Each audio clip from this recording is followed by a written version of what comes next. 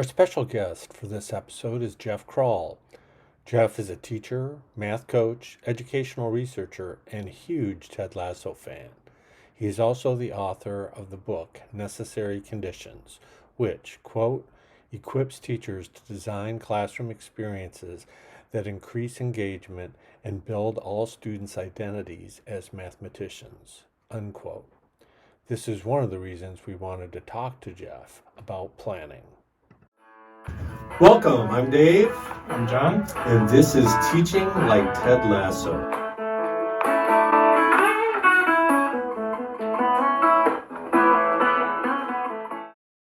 Warning, we expect that you have watched Ted Lasso. There will be spoilers ahead and scenes that don't make sense if you don't have some familiarity with the show. Geoff, thank you so much for being with us on the Teaching Like Ted Lasso podcast. Would you please introduce yourself to the audience? Yeah, sure. Thanks so much for having me, John. My name is Geoff Krall. I am the author of a book called Necessary Conditions, focusing on secondary math instruction. And I'm also currently a soon-to-be completed PhD student at the University of Wyoming for math education. So as we were discussing before the show, I'm sort of in this sort of in-between state where I haven't quite graduated yet. I haven't quite defended, but I've got my thesis ready to go. In the meantime, I'm just trying to keep myself busy by writing a lot and doing PD with schools that I have a relationship with, and of course, appearing on this wonderful podcast.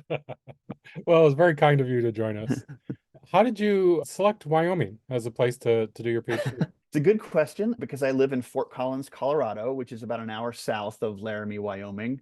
I joke that I wanted to get my PhD, but I wanted to make sure I paid out of state tuition because it is pretty silly because we do have a university in the town that I live in, Colorado State University. It's where I got my master's. But honestly, the program was really well and really thoughtfully constructed. I actually enrolled and then unenrolled in the Colorado State PhD program. It didn't have the focus area around math instruction and curriculum that I was looking for.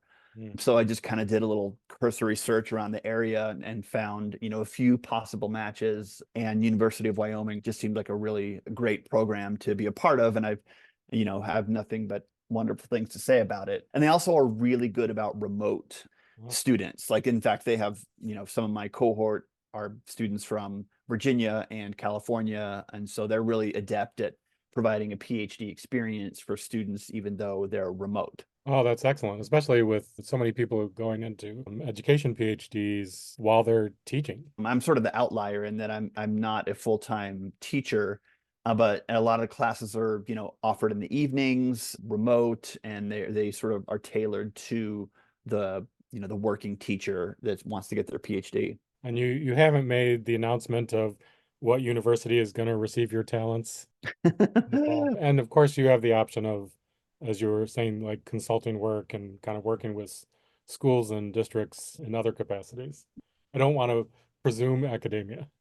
So, No, I mean, that honestly, that's the goal. Like, I'm very upfront about that. I would love nothing more than to teach. I've had the opportunities to teach both math and math pedagogy courses at University of Wyoming and some of the community colleges in the area. And it just reminded me how much, like, I actually really just, I love teaching. And whether it's math, whether it's math pedagogy, those just give me such, joy, and to develop those relationships with students and to see them go on to achieve really great things. That would be a dream job. So that's what I'm sort of hoping for at some point. I can identify with that. Hmm. Alrighty. So it is a Ted Lasso podcast, so I have to ask you, are you familiar at all with the show? I am familiar. The scene where he is competing with Rupert in darts is one of my favorite scenes in television history, punctuated by barbecue sauce when he hits the bullseye on the last throw.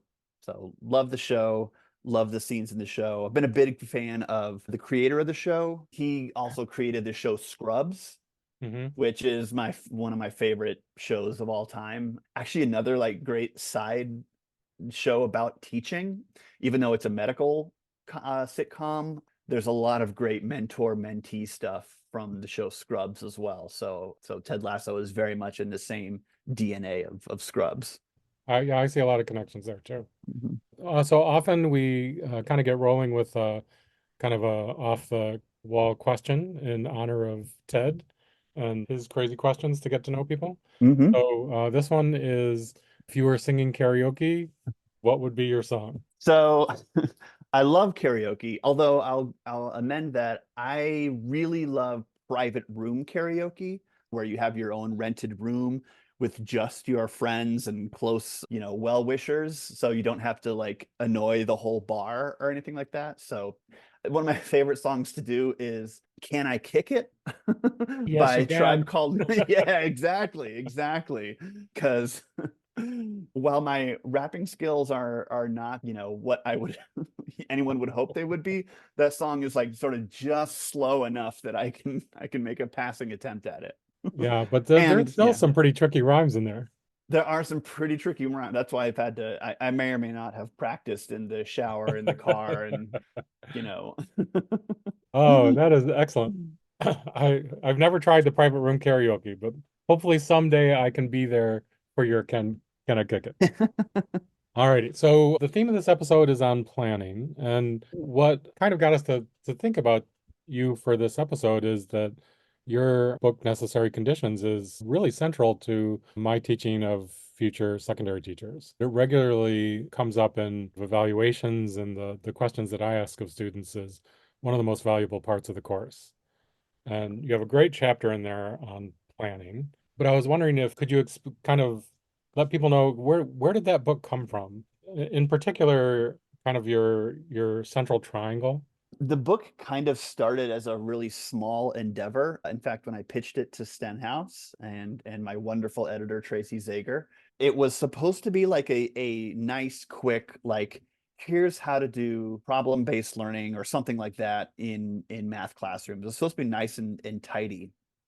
But the more time I spent in classrooms as an instructional coach and as a support person, and reflecting back on my own teaching in high school, it felt like there needed to be more focused on other aspects of math, including students' math identity, not just the tasks themselves, but how to facilitate the tasks. And so that's how I eventually ended up on sort of my three-pronged framework, which focuses on academic safety, quality tasks, and effective facilitation. And it's presented as a triangle because each of those three things interact with one another. So, like, for example, I can have the most wonderful task in the world, but if it's not facilitated well, then it's going to fall flat. And I'm speaking to my own experience as a high school math teacher there. If I have a classroom where students feel academically safe, they might be more willing to take risks and try more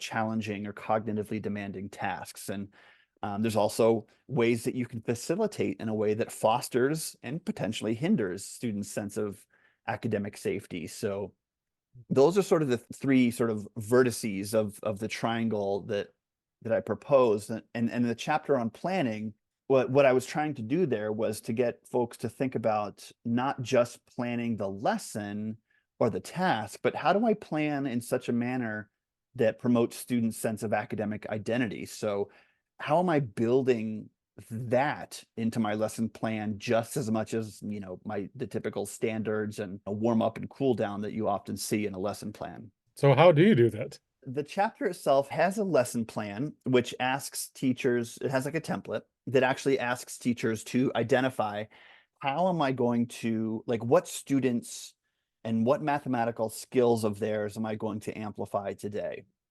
And I say that it's a template because honestly, I don't know if many folks use it on a daily basis, but I think it is a good thing, particularly in a math methods course, to think about, and it maybe at least go through the exercise once. So, for example, if I have a student or two or three as a secondary teacher of the 120 students I see in a day or in a week or whatever, there might be two or three that are struggling or that I want to amplify their mathematical thinking somehow.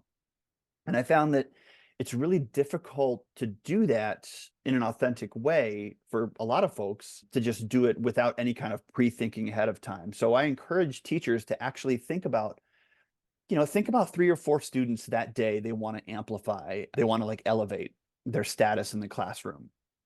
And how are you going to do that? I think the easiest way to do that is to ascribe some sort of mathematical authority on them. So, for example, if I have a student that is really adept at creating a visual or something like that, I might ask them to share their visual for the whole class that might help clarify the task that they're working on. If another student has really strong creativity skills or something like that, I might try to amplify that or elevate that somehow. When you're planning for a lesson, I think it's just as important to consider those moments as it is to consider the sort of the standards that you're teaching, the talk moves that you're going to utilize, which are also important. I mean, that's just so rich.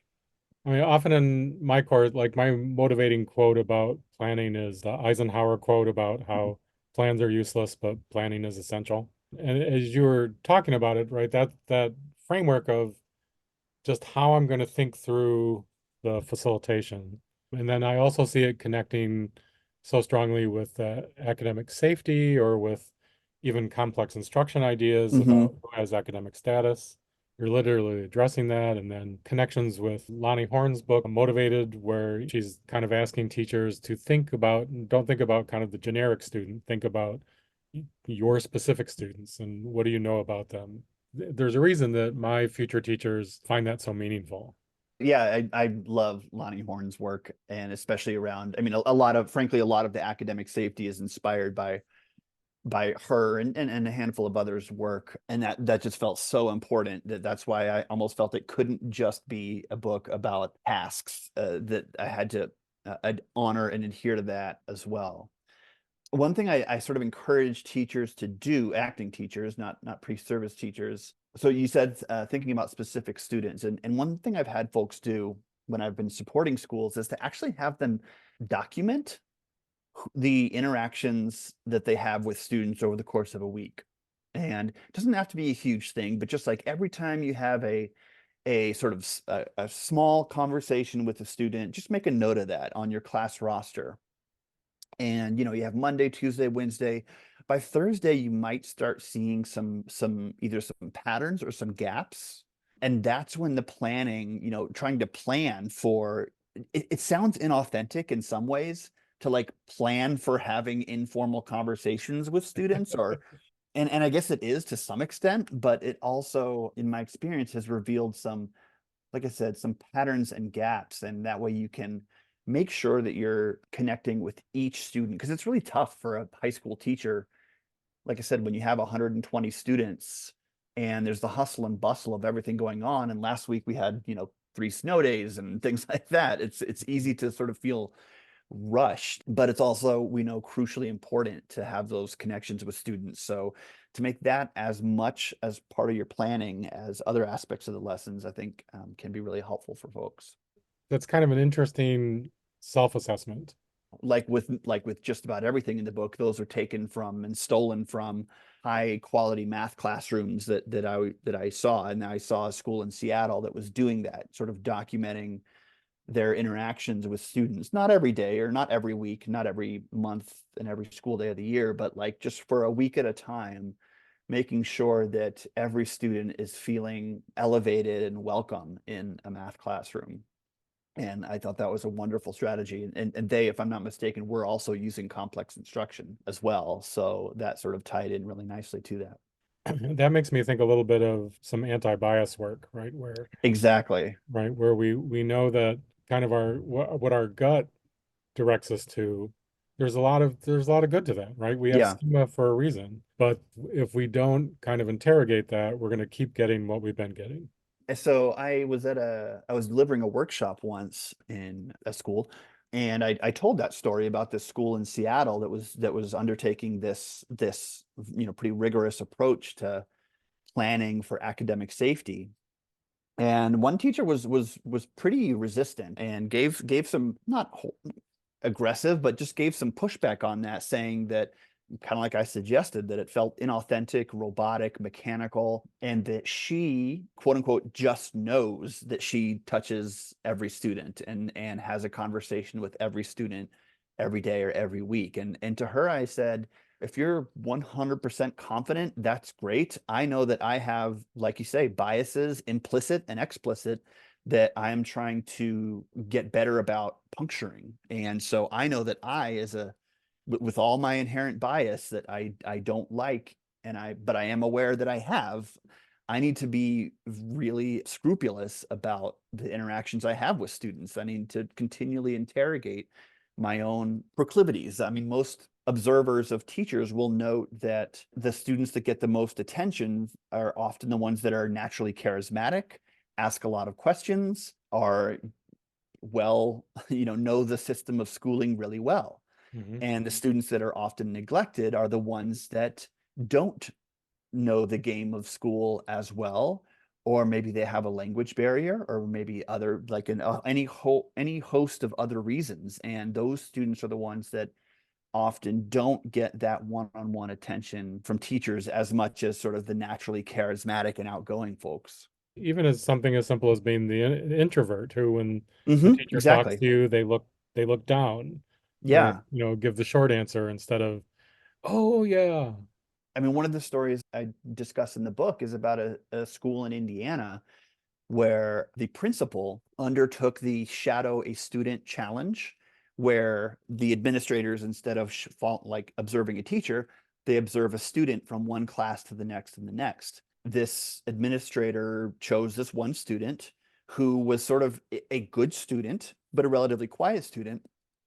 And what she found that this student went through the entire class day without having like a real authentic conversation with a teacher, with any teacher, not just math, but any teacher.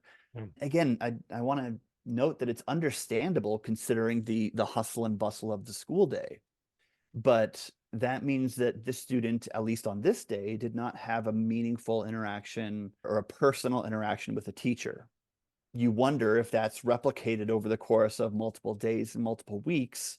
That's where some of our students might not be able to, feel as engaged with the rest of the class and connected to an adult and a teacher in the school. Yeah. And because they're seeing the students that are getting the attention. Yeah, It's of course. very easy to infer that, oh, well, this just must not be who I am. Yep. One of my classes suggested that, well, I bet you they get talked to when the principal's there. So what they should do is have the kid wear a GoPro. Yeah. Yeah. Okay. And I thought that that sounds like a pretty valid project to me, put GoPros on a few different students every day, and then just even kind of fast forward through what is their day like. This might be getting too invasive with privacy, but you have to wonder about those, like in sports and like in basketball and football, that you can like now track player movement. I wonder what that would look like if we could track teacher movement or even student movement in a classroom. Some of the students I've been most concerned with, you just have to think that there's nobody who really understands what their experiences are like, or they would intervene. Yeah. Teachers and Go ahead. administrators care. They wouldn't want that to be happening. Right. And that's why there's a section in the book about passive caring and active caring and the difference between the two. And that is not to say that like most teachers are generally caring people. Like I'm going to paint with a pretty broad brush and say that most teachers, they're not in the profession for the money. They're actually in it because they want to make a positive contribution. So it's very rare that I see a teacher actively dislike teaching or dislike children. However, it's really easy to fall into that passively caring mode where I say, does anyone have any questions or something like that, rather than going to individual students and saying, hey, student, do you have a question about what we did a few minutes ago during the whole class lecture or something like that? That makes me think about Cassia Wedekin's Who's Talking, Who's Not. Yep. I was actually just about to discuss her book, Hands Down, Speak Out. And that's for elementary teachers. But I think the lessons are very applicable to the secondary classroom. And she actually has teachers document who's talking and the direction in which they're talking. And she provides this really lovely example of sort of a before and after the intervention before the intervention, it was just, what is it? All roads lead to Kevin or something like that, I think is the name of the section, where basically, one student was kind of dominating the conversation and consuming a lot of the oxygen in the classroom. Then after employing some of the strategies in her book, they sort of did the same documentation and found a much more equitable discourse structure in the second one. And you can see the pictures like of the arrows and the student desks and which way the conversations are going. And it's remarkable. And though that book is written for the elementary classroom, I certainly found a lot of connections with some of the gaps and some of the discussion patterns that happen in secondary classrooms as well. Yeah, very applicable. I love how kind of after post-intervention, the students are attending to it too. They're Right. monitoring who's talking and who's not. Right. Yeah. Yeah. If you haven't read Kassia's book, Hands Down Speak Out, I highly recommend it. Anything else that you'd want people to be thinking about as they're thinking about their planning? I've talked a lot about planning for academic safety because that's often the most neglected on most lesson plans. That's just like not part of most lesson plans and planning structures. But like I said, it's equally important alongside the quality tasks that folks plan for. And so I recommend folks to really think through the types of tasks that they're offering students. There's even a little scoring guide, like an informal scoring guide in the book and some other places. There's lots of different like task scoring guides that you can find. And then for just with regards to effective facilitation, I do sort of propose there's sort of like two time frames for facilitation. There's sort of the in the moment talk moves that teachers employ, but then there's also sort of the longer term, almost like resting state of the classroom. So just how are you attending to both the sort of individual talk moves and then sort of the long-term norms and procedures that you're trying to embody? So how will you teach this norm this day?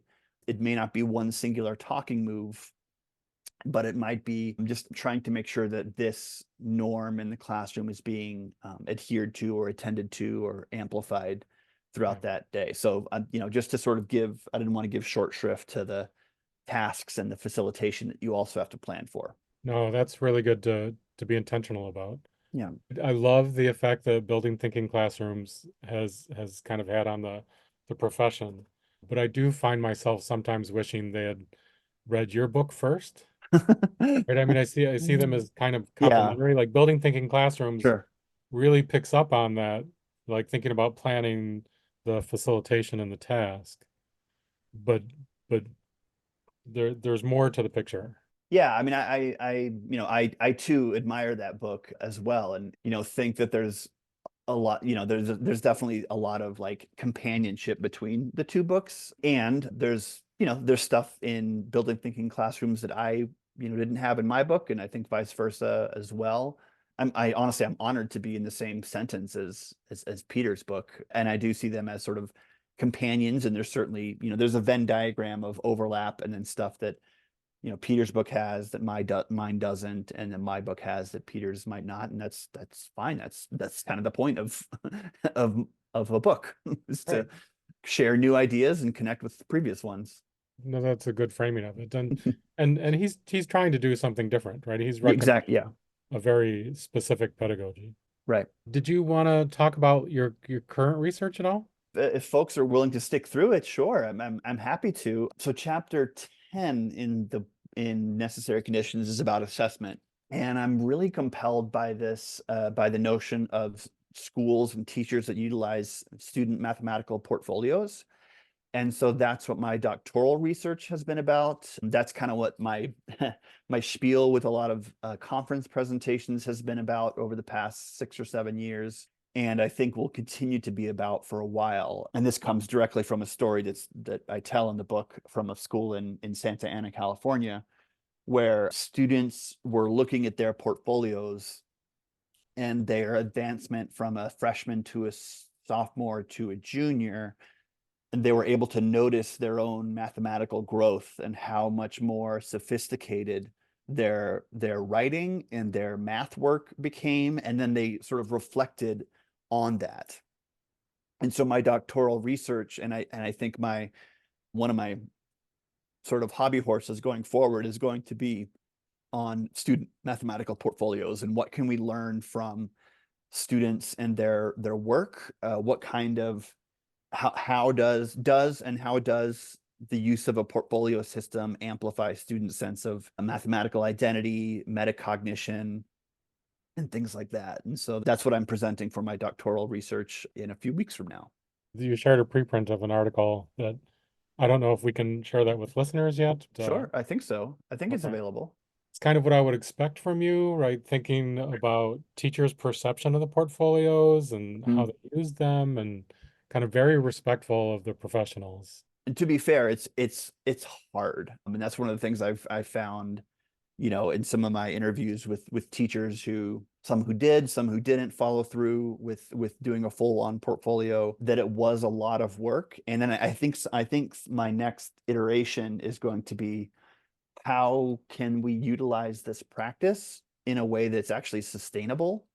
I have some like thoughts and some pet thoughts, but I don't have any like formalized prescription on how you do it in a way that is sustainable to your practice as a teacher. I've certainly seen it be maintained year over year when it's part of the DNA of a school.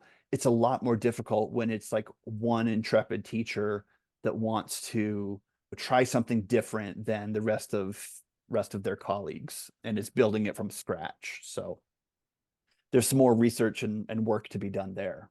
I did find myself kind of wishing for an MTLT version, right, to share with in-service and future teachers.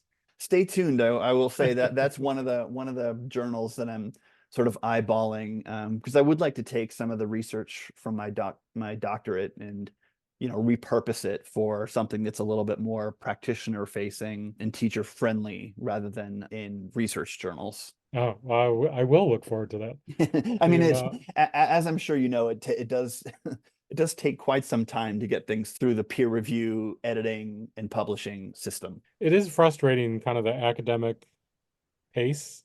Right?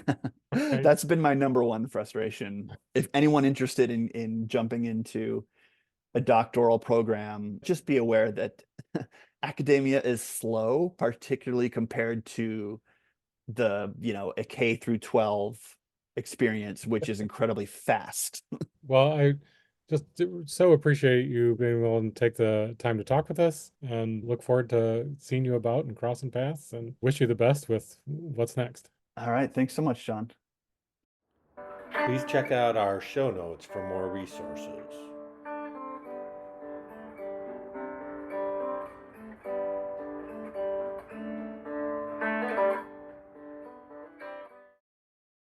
I mean, I joke about this. Like if you're in a school and you don't respond to an email in a day, people will think you've died or something happened, and they'll they'll do a house call or something like that. I've learned with some folks in academia, a week is maybe a more appropriate time, if not longer. So just be aware of that, all of you interested folks getting into into doctoral or whatever systems.